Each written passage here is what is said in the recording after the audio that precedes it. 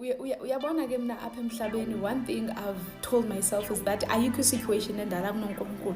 And uyabona xa uke wabamba laa nto, it shall carry you far.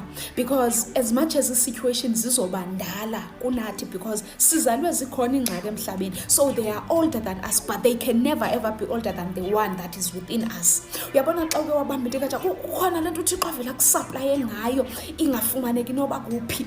It can never be older than God, because uthobhala kakuhle usisiqalo usisiphelo. Now akukhange kube khonto emhlabeni ingazanga ngayo. Everything eyaba khona emhlabeni yaqala ngayo, meaning ayikho situation that is ever older than God.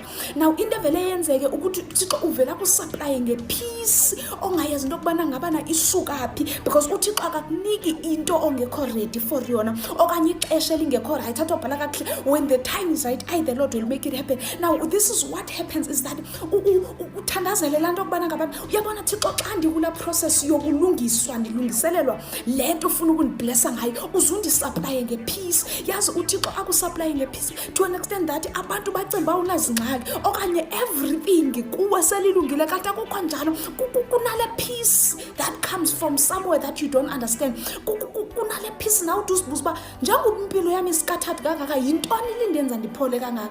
Hayi ukuthi you are okay with the situation, but kunale peace that God supplies you with. Uzuyithandazele lo peace xa ukwiprocess yokulinda okanye ukwiprocess yokuthi you are not in the right time. Uthandazele la peace uzokusupply Thixo. Yabona xa uke wa-understand into kubana ngabana ayikho situation endala kunayo uzoba nala peace ungayazi